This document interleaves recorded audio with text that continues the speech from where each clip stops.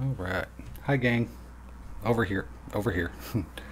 I'm doing a sandcasting today. If you're not familiar with what sandcasting is, it's basically you're creating a mold with a layer of sand or some kind of loose substrate, and then you pour the plaster on there, and then the sand will release, and then you have the impression of whatever you've put down. So in this case, you can see I put down some rocks, and then I poured my plaster and then pulled it away. And this kind of broke, so I went over it again with another layer, but it was gesso to kind of hold it together.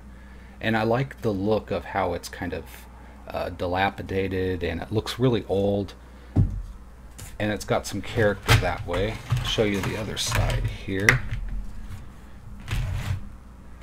Some of the rocks are poking through, and the framework is kind of visible here. It looks, to me, it reminds me of like granite rocks and stuff.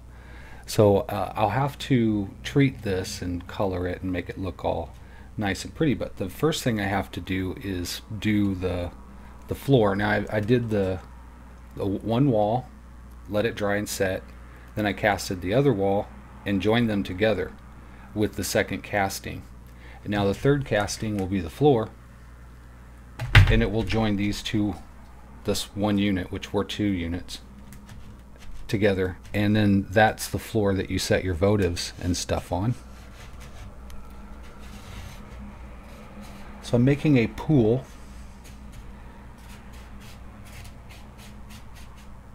of plaster here, and it's got to be pretty substantive to hold everything. And it's going to be fairly flat so that the votives will set nice on there, and you can put a number of candles here, and it's going to splash light back on the wall, and this will be the silhouette, and then there'll be light coming through this window here, cast out into the room or whatever. So it's going to be a really charming effect, I hope. I've done one of these before, but I haven't done one this corner style. And you can see the broken part, the way it's been gessoed. It looks like stucco and stuff. So I'm gonna have to work with that and see what I can get to come up there. So right now I have prepared a cup of water with approximately 4 ounces of water in there. And I'm going to slowly add plaster of Paris, which is it's gypsum that's been heated to a certain temperature, and that kind of desiccates it a little bit. It's partially desiccated. It has, I'm going to cover my face while I do this. You can see the smoke or whatever it is. That's the fine powder being released, and it's also, there's gases being released as the chemical reaction occurs. Get some more here.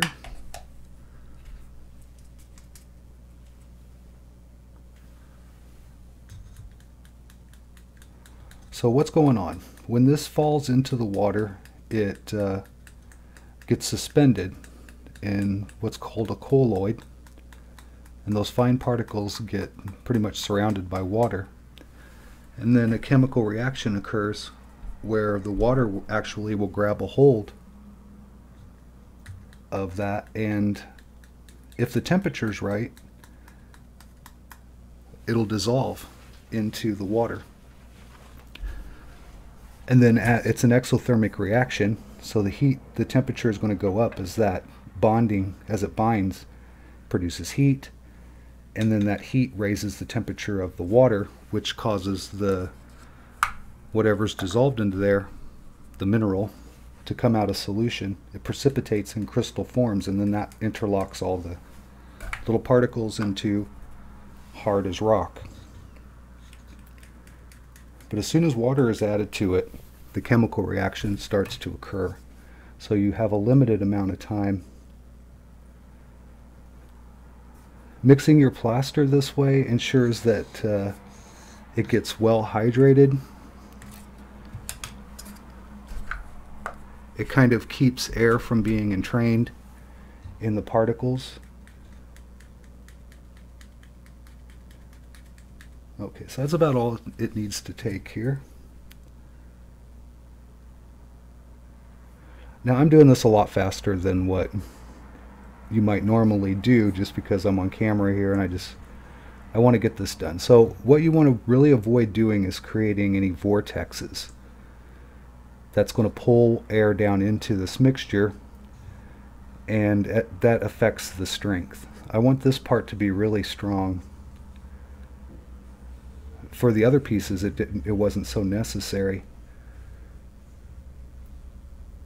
I'm kind of moving this around. I'm not trying to get air in there. I'm trying to actually free up air. And again, there's air that's accumulating because of the chemical reaction that's occurring, and then there's air that was in there trapped between the particles when I dropped it in the water.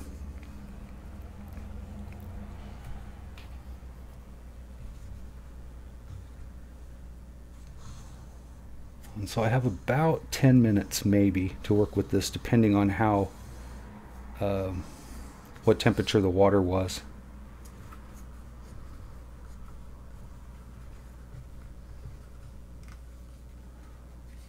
Now this is kind of like a pancake batter now, so it's probably not going to spread really well. So I'm just going to drop it in there. I'm trying not to move that sand out of the way because I don't want it to stick to the pan underneath. I want it to get into all the little crevices there so it can join those pieces. Now there's some in here that didn't get mixed up well, which is inevitable unless you have like a stirrer or some kind of business. But you can just mix it up. It's fine. It'll go in there. No big deal. I could have tapped out a lot of the air if there was any in here, but I think I did a good job. It's not too bad. If I was going to sculpt with it or something, of course I'd want to make sure all that air is out of there.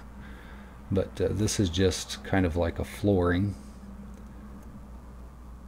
I'll probably have to do another pour. I don't think 5 ounces is going to be thick enough in this.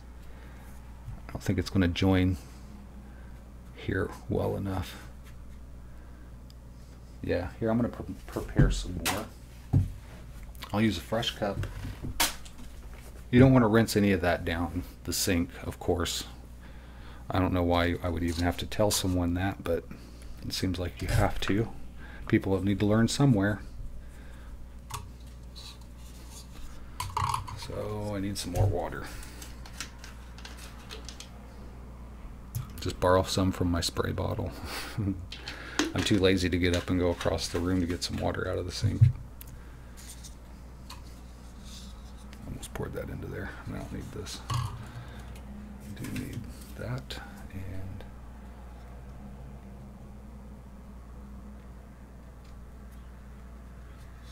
And some people actually will sift it through their hands if you're doing a really big batch.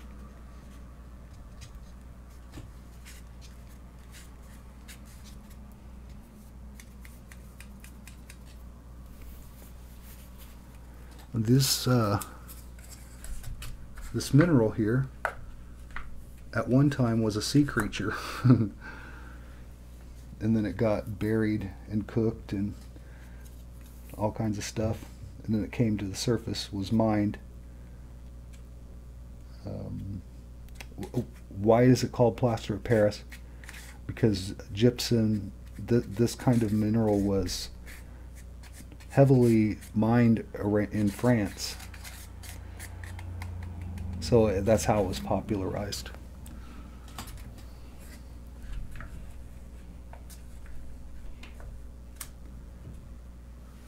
Get a good mix in here.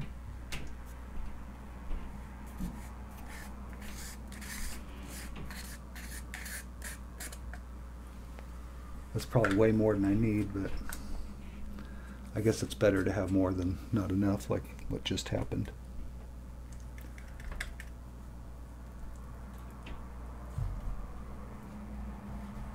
Man, I'm gonna have to split that up. I don't have enough cup. Just take some of the water off, it's fine. That's what, if you mess up something like that, that's what you do.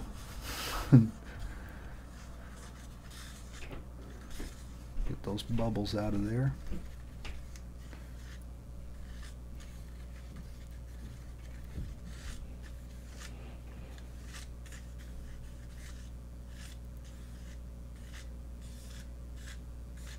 Now in this cup where there's a lot of water and the plaster's kind of cloudy there, it'll all settle to the bottom, the top water will get clear, and the bottom material will turn hard underneath the water. It doesn't need to dry out. It will, temperature will cause it to harden. That seems to be the key factor. Have you ever made crystals at home, like a homemade geode or something, using gypsum? You heat it up in a pan, you melt those gypsum crystals.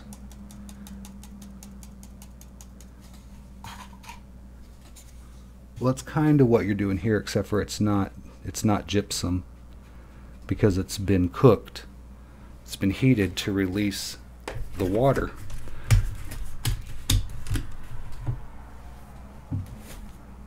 And it creates something else. Well, it creates plaster of Paris, basically. It has a different chemical name. It's like calcium sulfate dihydrate or something like that.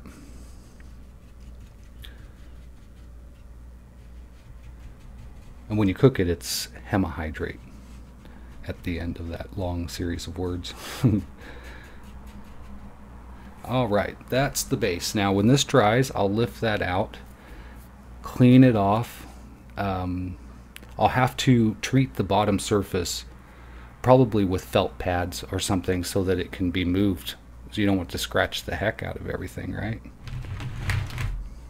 So there's other things that you can make with plaster casting, and I'll show you real fast.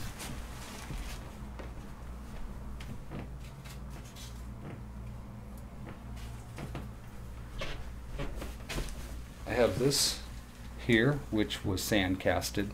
I placed the sticks in the sand and then poured the plaster, and then it dried and released like this. And this one was done a little bit differently. I made the framework with sticks glued to paper, and then it created a pool, and then I just poured the plaster in there, then cut everything free, painted it, and you get this nice little tree shape, or house shape.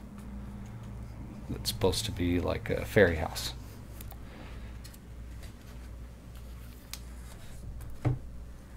Okay, I wanted to finish this up here on my channel. I had to go get some whiteboards because I ran out, so I'll be doing a whiteboard video. Hopefully I'll get it uploaded today, but I'll be doing it today, and I might show some of that live on Facebook, and then I'll edit it down and upload it to YouTube. So if you want to follow me wherever, that's fine.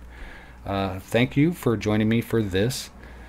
I would stick around and pull it out, but it takes about an hour or so for this to set up strong enough to even look at hard, and then a whole day before you can really do anything with it without worrying about it breaking. So I'm not going to stay a day in a live feed. What else do I have planned today? I don't think I have anything else planned for my channel. I did have a vlog that I uploaded yesterday, but I privated it because I was going to watch the live feed of the SpaceX, but I took a nap and ended up sleeping completely through it. Long story, but anyway, yesterday my plans, I tried my best, but my brain just wasn't with it. It wasn't in it.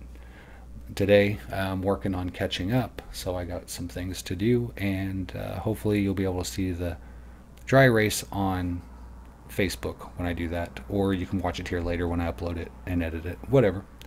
Thank you for joining me if you did. If you were watching this later, thanks for checking it out, and until next time, you guys, take care.